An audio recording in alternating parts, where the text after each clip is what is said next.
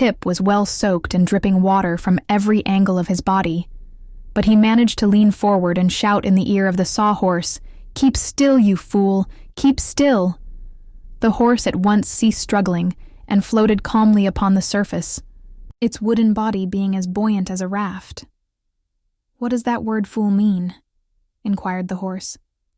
"It is a term of reproach," answered Tip, somewhat ashamed of the expression. "I only use it when I am angry. Then it pleases me to be able to call you a fool in return," said the horse, "for I did not make the river, nor put it in our way. So only a term at reproach is fit for one who becomes angry with me for falling into the water." "That is quite evident," replied Tip, "so I will acknowledge myself in the wrong." Then he called out to the Pumpkinhead, "Are you all right, Jack?" There was no reply. So the boy called to the king, "Are you all right, your majesty?" The Scarecrow groaned. "I'm all wrong, somehow," he said, in a weak voice. "How very wet this water is." Tip was bound so tightly by the cord that he could not turn his head to look at his companions, so he said to the sawhorse, "Paddle with your legs toward the shore." The horse obeyed, and although their progress was slow, they finally reached the opposite riverbank at a place where it was low enough to enable the creature to scramble upon dry land. With some difficulty, the boy managed to get his knife out of his pocket and cut the cords that bound the riders to one another and to the wooden horse. He heard the Scarecrow fall to the ground with a mushy sound, and then he himself quickly dismounted and looked at his friend Jack. The wooden body, with its gorgeous clothing, still sat upright upon the horse's back. But the Pumpkinhead was gone, and only the sharpened stick that served for a neck was visible. As for the Scarecrow, the straw in his body had shaken down with the jolting and packed itself into his legs and the lower part of his body, which appeared very plump and round, while his upper half seemed like an empty sack. Upon his head, the Scarecrow still wore the heavy crown, which had been sewed on to prevent his losing it.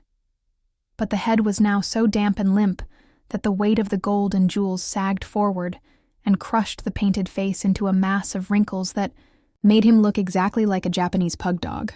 Tip would have laughed, had he not been so anxious about his man Jack. But the Scarecrow, however damaged, was all there, while the pumpkin head that was so necessary to Jack's existence was missing.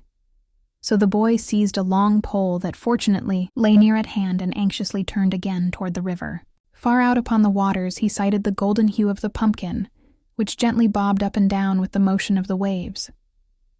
At that moment it was quite out of Tip's reach, but after a time it floated nearer and still nearer until the boy was able to reach it with his pole and draw it to the shore.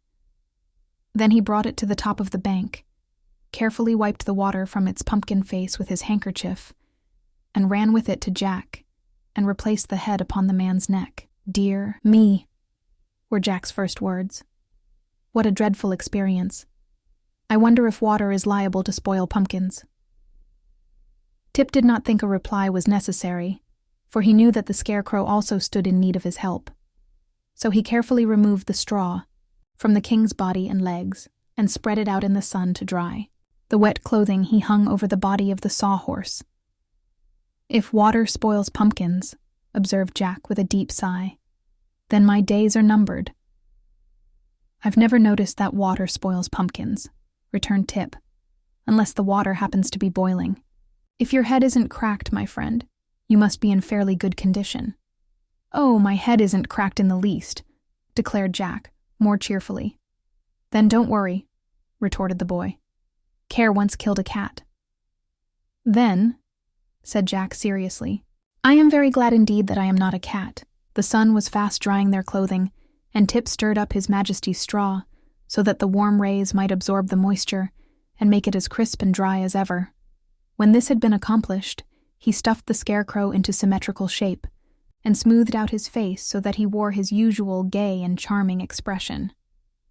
"Thank you very much," said the monarch, brightly, as he walked about and found himself to be well balanced.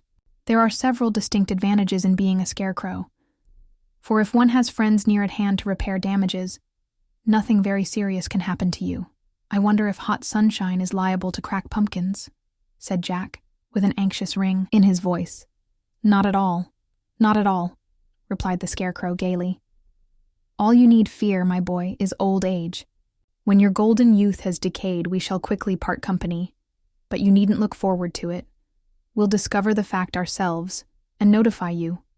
But come, let us resume our journey. I am anxious to greet my friend, the Tin Woodman.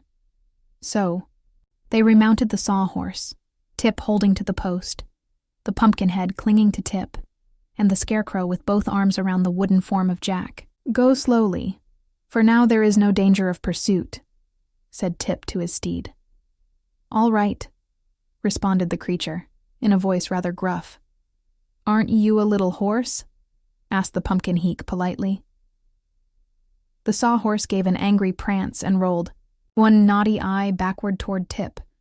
See here, he growled. Can't you protect me from insult? To be sure, answered Tip soothingly. I am sure Jack meant no harm.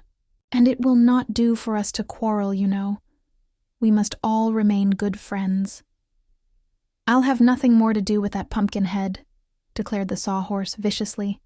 He loses his head too easily to suit me. There seemed no fitting reply to this speech, so for a time they rode along in silence. After a while, the Scarecrow remarked, This reminds me of old times. It was upon this grassy knoll that I once saved Dorothy from the stinging bees of the Wicked Witch of the West. Do stinging bees injure pumpkins? Asked Jack, glancing around fearfully. They are all dead, so it doesn't matter, replied the Scarecrow. And here is where Nick Chopper destroyed the Wicked Witch's gray wolves. Who was Nick Chopper? Asked Tip. That is the name of my friend the Tin Woodman, answered His Majesty. And here is where the winged monkeys captured and bound us, and flew away with little Dorothy, he continued, after they had traveled a little way farther. Do winged monkeys ever eat pumpkins? Asked Jack, with a shiver of fear. I do not know. But you have little cause to worry, for the winged monkeys are now the slaves of Glinda the Good, who owns the golden cap that commands their services, said the Scarecrow reflectively. Then the stuffed monarch became lost in thought, recalling the days of past adventures. And the sawhorse rocked and rolled over the flower-strewn fields and carried its riders swiftly upon their way. Twilight fell, by and by, and then the dark shadows of night. So Tip stopped the horse, and they all proceeded to dismount. I'm tired. Out, said the boy, yawning wearily. And the grass is soft and cool. Let us lie down here and sleep until morning. I can't sleep, said Jack. I never do, said the Scarecrow. I do not even know what sleep is, said the sawhorse. Still, we must have consideration for this poor boy, who is made of flesh and blood and bone and gets tired, suggested the Scarecrow, in his usual thoughtful manner. I remember it was the same way with little Dorothy. We always had to sit through the night while she slept. I'm sorry, said Tip, meekly, but I can't help it. And I'm dreadfully hungry, too. Here is a new danger, remarked Jack gloomily. I hope you are not fond of eating pumpkins. Not unless they're stewed and made into pies, answered the boy, laughing.